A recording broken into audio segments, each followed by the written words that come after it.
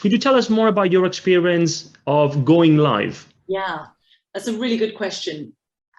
And in some ways, my answer may not be that helpful because I love going live. To me, that's an adrenaline rush, but I totally understand that. I think for a lot of people, you start to get in your own way, because just the very fact that it's live and that there are lights and a camera and none of it can be edited or undone does up the ante.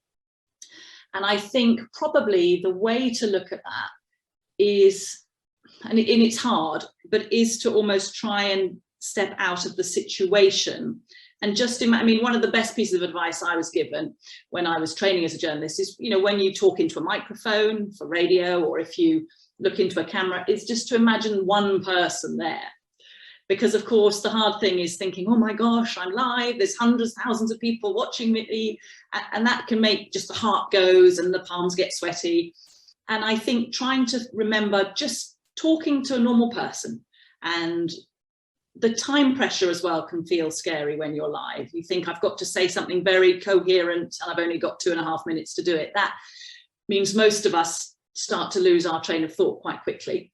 So perhaps again, it is practice. It's almost getting people to, and I'm sure with, you know, media training, people, I've never worked as a media trainer, but I think you get used to having people sort of throw a question at you and to think on your feet. And I think that is a different skill, isn't it? I think it's one thing to prepare a message and to craft it and deliver it. Thinking on your feet can be quite scary.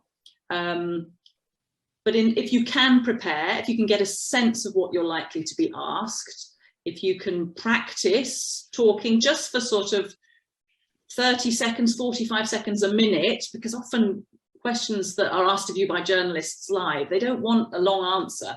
So being able to say what you want to say quite succinctly is really helpful as well.